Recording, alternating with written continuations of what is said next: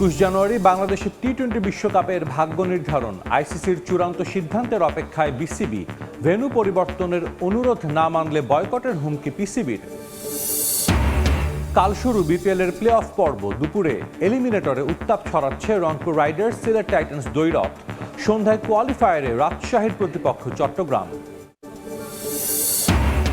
নির্ধারিত সময়ের একদিন পর কারণ দর্শানোর নোটিশের জবাব দিলেন পরিচালক নাজমুল ইসলাম। চিঠিতে কি উল্লেখ করেছেন এখনো খোলাসা করেনি বিসিবি।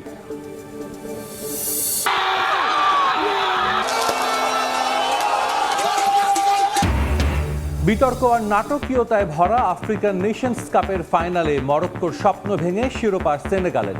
নিজের শেষ আসর রাঙালেন সাদিও মানে। লা লিগায় হার বার্সেলোনার।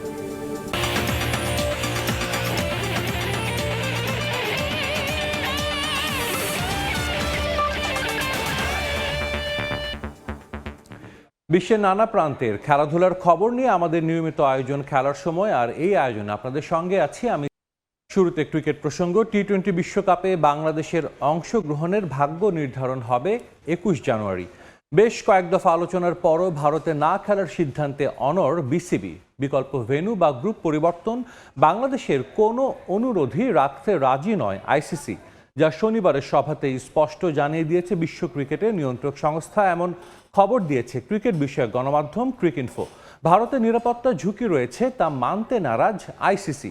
তাই শেষ পর্যন্ত বিসিবি ভারতে দল পাঠাতে রাজি না হলে র্যাঙ্কিং অনুযায়ী বিকল্প দল হিসেবে আইসিসি স্কটল্যান্ডকে বেছে নেবে বলেও উল্লেখ করা হয় প্রতিবেদনে। দরজায় কড়া নাড়ছে টি-20 বিশ্বকাপ। তবে এখনও অনিশ্চয়তায় বিশ্বকাপে বাংলাদেশের অংশগ্রহণ। নিরাপত্তা শঙ্কায় ভারতে যেতে চায় না টাইগাররা। বিকল্প ভেন্যু হিসেবে শ্রীলঙ্কায় খেলতে চায় বাংলাদেশ দল। এই মুহূর্তে ভারতে খেলতে গেলে ক্রিকেটার, সমর্থক, গণমাধ্যম কর্মী সহ সবাই রয়েছে নিরাপত্তা ঝুঁকিতে। তাই না খেলার সিদ্ধান্ত গত 4 জানুয়ারি আইসিসিকে স্পষ্ট করে জানিয়ে দেয় বিসিবি। বাংলাদেশের অনুর অবস্থানে এই প্রস্তাব আমলে নিয়ে কয়েক দফা সভা হয়েছে আইসিসি ও বিসিবির মাঝে, তবে মেলেনি কোনো সমাধান। 7 ফেব্রুয়ারি মাঠে গড়াবে টি-20 বিশ্বকাপ। উদ্বোধনী দিনেই কলকাতায় ওয়েস্ট ইন্ডিজের মুখোমুখি হওয়ার কথা রয়েছে টাইগারদের। হাতে সময় নেই বললেই চলে। সবশেষ ঢাকায় গত শনিবারের সভায় আয়ারল্যান্ডের সঙ্গে গ্রুপ পরিবর্তনের বিসিবির অনুরোধও নাকচ করে দিয়েছে আইসিসি। তাই একে একে বন্ধ হয়ে গেছে সব দরজা।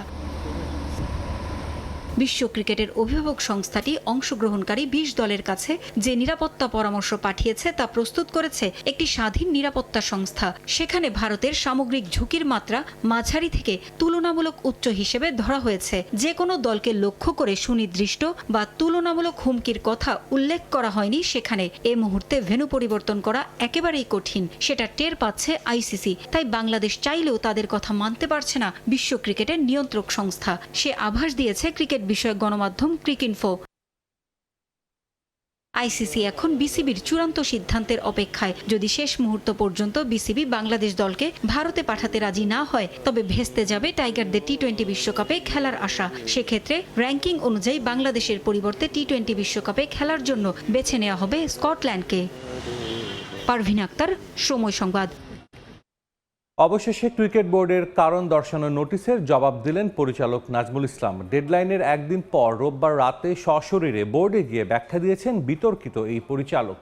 যদিও চিঠিতে তিনি কি উল্লেখ করেছেন তা এখনও খোলাসা করেনি বিসিবি।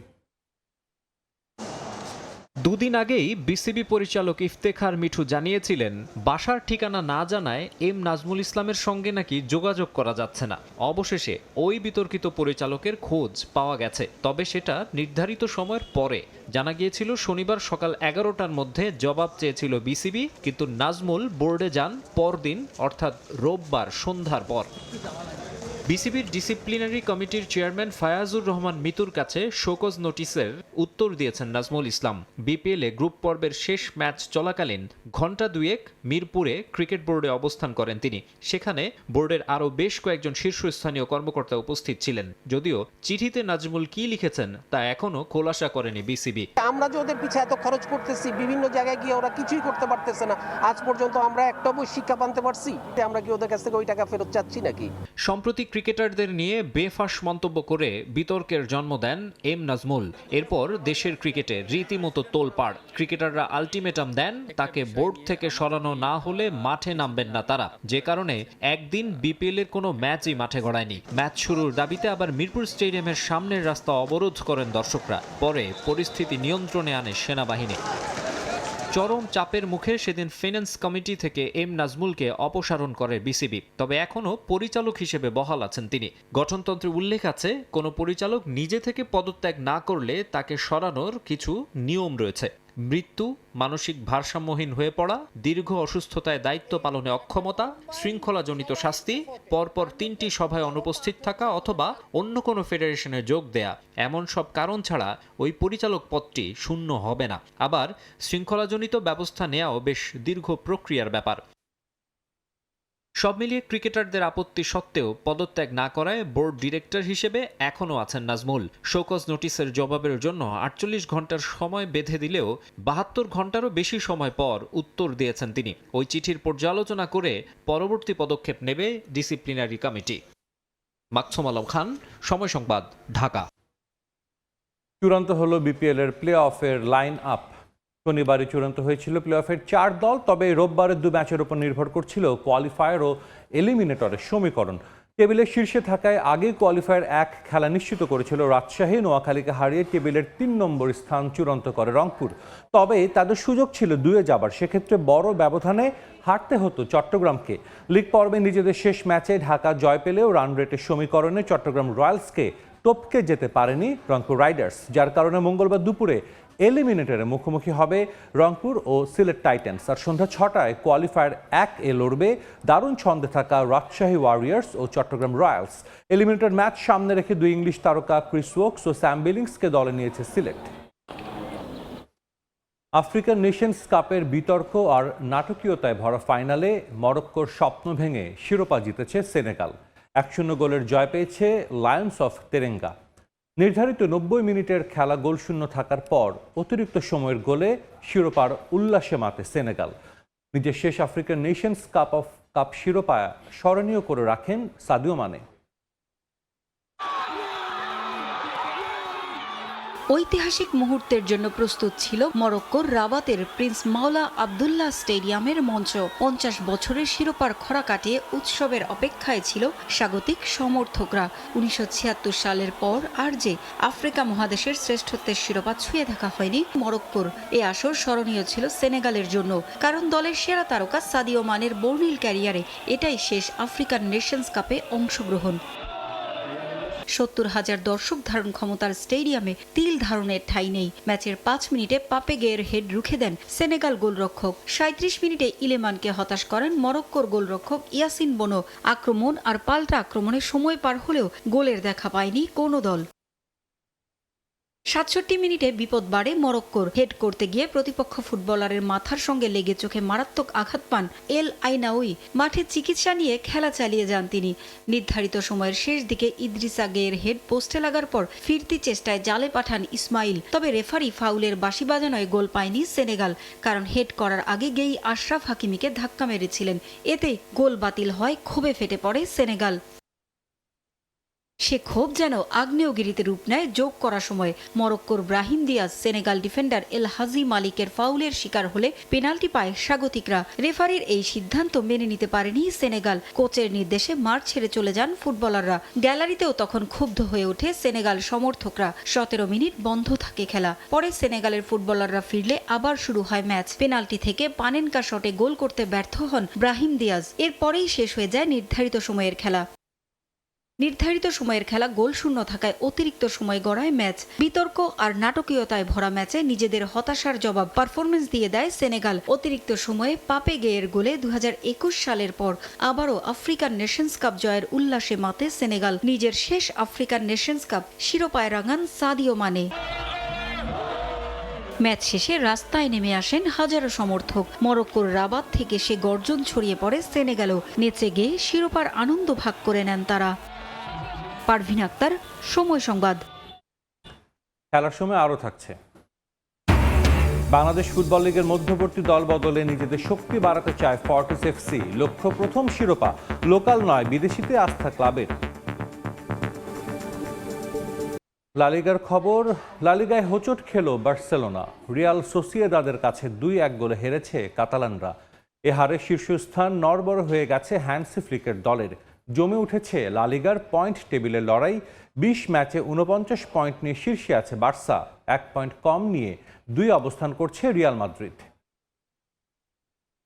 গত অক্টোবরে এল ক্লাসিকোতে রিয়াল মাদ্রিদের কাছে হারের পর হার শব্দটাই যেন ভুলে যেতে বসেছিল বার্সেলোনা। তবে উড়তে উড়তে তারারও যে পতন হয় সেটা মনে করিয়ে দিল রিয়াল সোসিয়েদাদ। মাত্রই সৌদি আরবের জেদ্দায় স্প্যানিশ সুপার কাপ জয়ের পর কোপা দেল রেতে রেসিংয়ের বিপক্ষেও জয় পাওয়া ফ্লিকের দলকে ডোবালো হতাশায়।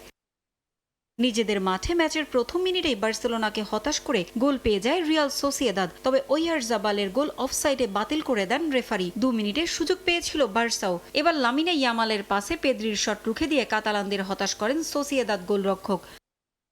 7 মিনিটে বার্সেলোনার উল্লাস মুহূর্তেই স্তব্ধ করে দেন রেফারি। ফিরমিন লোপেজের গোলও বাতিল হয় ভিএআরে। 27 মিনিটেও হয় একই ঘটনার পুনরাবৃত্তি। এবার অফসাইডে কাটা পড়ে লামিন ইয়ামালের গোল। একের পর এক গোল বাতিলে হতাশ হয়ে পড়েন দুদলের সমর্থকরা। অবশেষে 32 মিনিটে প্রথম লিড পায় রিয়াল সোসিয়েদাদ। গেদের ক্রসে গোল করেন ওয়াইয়ারজাবাল। 70 মিনিটে ইয়ামালের ক্রসে মাথা ছুঁয়ে সমতার গোল করেন মার্কাস রাশফোর্ড। স্বস্তি ফেরে হ্যান্সি ফ্লিকের চোখে মুখে। 1 মিনিট পরই বার্সার আনন্দরূপ নেয় হতাশায়। গনসালো গেদেসের গোলে আবারও এগিয়ে যায় সোসিয়েদাদ। ম্যাচে এরপর একাধিক পরিবর্তন করেন বার্সা কোচ, তবে সফলতার মুখ দেখেননি। 88 মিনিটে লাল কার্ড দেখে মাঠ ছাড়েন সোলের। তাতে 10 জনের দলে পরিণত হয় সোসিয়েদাদ। তবে তা তাদের জয়ের পথে কোনো বাধা হয়ে দাঁড়ায়নি। শেষ পর্যন্ত বল দখলে এগিয়ে থেকেও আর গোল করতে পারেনি কাতালানরা। লা লিগায় টানা 9 ও সব প্রতিযোগিতা মিলিয়ে 11 ম্যাচ পর হারের তিক্ততা পেল বার্সেলোনা। কাতালানদের হারে জমে উঠেছে লা লিগার পয়েন্ট টেবিলের লড়াই। 2-এ থাকা রিয়ালের সঙ্গে এখন বার্সেলোনার ব্যবধান মোটে 1 পয়েন্ট। পারভিন আক্তার, সময় সংবাদ। বাংলাদেশ ফুটবল লিগের মধ্যবর্তী দলবদলে নিজেদের শক্তিমত্তা বাড়াতে চায় ফর্টিস এফসি। তবে লোকাল ফুটবলার নয়, লিগের দ্বিতীয় পর্ব শুরু হওয়ার আগে অন্তত একজন বিদেশি ফুটবলার দলে ভেড়াতে চায় ক্লাবটি। এদিকে বসুন্ধরা কিংসের সঙ্গে যৌথভাবে সমান পয়েন্ট নিয়ে লিগের প্রথম পর্ব শেষ করায় শিরোপা জয়ের স্বপ্ন দেখছেন ক্লাবের কর্মকর্তারা। একটা কথা আছে, কারো পৌষ মাস তো কারো সর্বনাশ। বাংলাদেশ ফুটবল লিগের মধ্যবর্তী দল বদলে যেখানে ফিফার নিষেধাজ্ঞায় পড়েছে বসুন্ধরা কিংস, মোহামেডান, ঢাকা আবাহনীর মতো শীর্ষ দলগুলো, সেখানে অনেকটাই ফাঁকা মাঠে গোল দেওয়ার অবস্থানে ফর্টিস এফসি। মধ্যবর্তী দল বদল নিয়ে কোনো আলোচনা না থাকলেও এই সুযোগটাই কাজে লাগিয়ে নিজেদের শক্তি বাড়াবে ফর্টিস। এরই মধ্যে লিগের প্রথম পর্বের ছুটি শেষে ক্লাবে যোগ দিয়েছেন ফুটবলাররা। চলতি মৌসুমে বাংলাদেশ ফুটবল লিগে দুর্দান্ত শুরু করেছে ক্লাবটি। বসুন্ধরা কিংসের সঙ্গে সমান পয়েন্ট নিয়ে গোল ব্যবধানে পিছিয়ে থাকায় লিগ টেবিলের দ্বিতীয় স্থানে ফর্টিস। এবার তাই শিরোপায় চোখ ক্লাবটির। ফার্স্ট লেগে যে ফুটবল ফর্টিস খেলছে তার চেয়ে বেটার ফুটবল না খেললে চ্যাম্পিয়ন হবে না, এটাই চ্যালেঞ্জ। স্বপ্ন তো দেখার কিছু না, স্বপ্ন দেখতে হবে বা চেষ্টা করতে হয়। তো চেষ্টা করার জন্য আমরাও চেষ্টা করছি যে আমরা আরও শক্তি বৃদ্ধির জন্য 2 থেকে 3টা প্লেয়ার আনার জন্য অলরেডি কথা হচ্ছে। অ্যাটলিস্ট আমরা 3টে প্লেয়ার আনবো, একটা ফরেন এবং সাজেশন কোটা থেকে। এদিকে লিগের দ্বিতীয় পর্ব খেলার আগে নিজেদের শক্তিমত্তা বাড়াতে চায় ফর্টিস। ফরওয়ার্ড লাইন সহ বেশ কয়েকটি জায়গায় নতুন ফুটবলার দলে ভেড়ানোর চেষ্টা চালাচ্ছে তারা। তবে লোকাল নয়, বিদেশি ফুটবলারদের উপর চোখ ক্লাবটির। টুর্নামেন্ট যতটা সহজে জয় করা যায়, লিগটা এত সহজ হয় না যদি বেঞ্চ স্ট্রং না হয়। সো বেঞ্চটাকে শক্তিশালী করার জন্য টিম ম্যানেজমেন্ট এবং আমরা কোচিং স্টাফ আমরা ট্রাই করতেছি নতুন প্লেয়ার সংযোজন করার জন্য। আমার একটা ফরওয়ার্ড ওই জায়গায় নিতে, গতকালকে সাগরের ফ্র্যাকচারটা রিপোর্ট আসছে।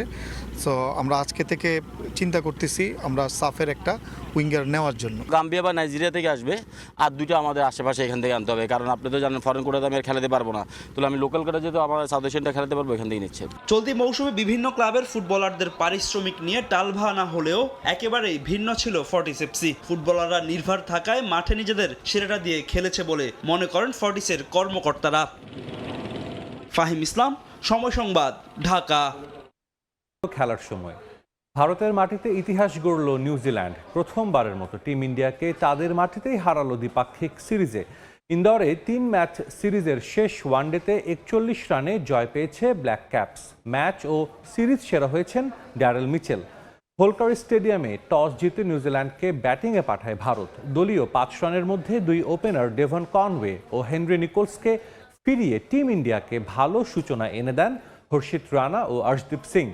ইনিংস বড় করতে পারেননি উইলিয়াং, তবে চতুর্থ উইকেট জুটিতে ভারতীয় বোলারদের ওপর দাপট দেখিয়ে খেলেন ড্যারেল মিচেল ও গ্লেন ফিলিপস। এই জুটির ব্যাট থেকে আসে 219 রান, দুজনই তুলে নেন সেঞ্চুরি।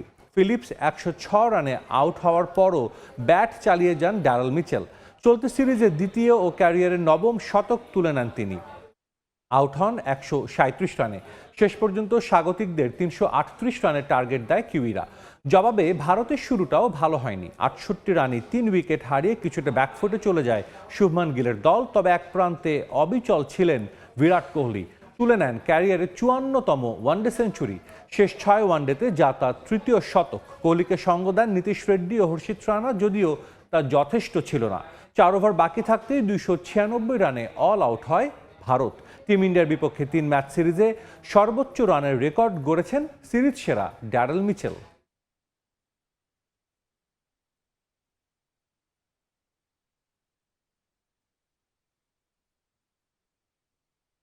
খেলার সময় শীর্ষ সংবাদগুলো জানিয়ে দিচ্ছি আরেকবার। 21 জানুয়ারি বাংলাদেশের টি-20 বিশ্বকাপের ভাগ্য নির্ধারণ। আইসিসির চূড়ান্ত সিদ্ধান্তের অপেক্ষায় বিসিবি। ভেন্যু পরিবর্তনের অনুরোধ না মানলে বয়কটের হুমকি পিসিবির। কাল শুরু বিপিএল এর প্লে অফ পর্ব। দুপুরে এলিমিনেটরে উত্তাপ ছড়াচ্ছে রংপুর রাইডার্স, সিলেট টাইটান্স দ্বৈরথ। সন্ধ্যায় কোয়ালিফায়ারে রাজশাহীর প্রতিপক্ষ চট্টগ্রাম।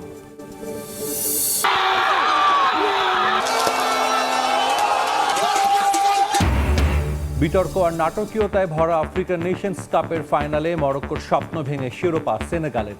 নিজের শেষ আসর রাঙালেন সাদিও মানে, লা লিগায় হার বার্সেলোনার।